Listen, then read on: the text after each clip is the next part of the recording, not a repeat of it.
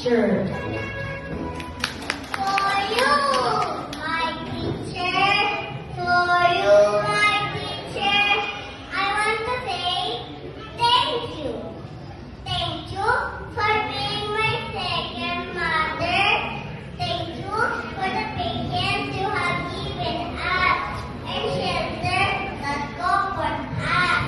Either sometimes you got angry.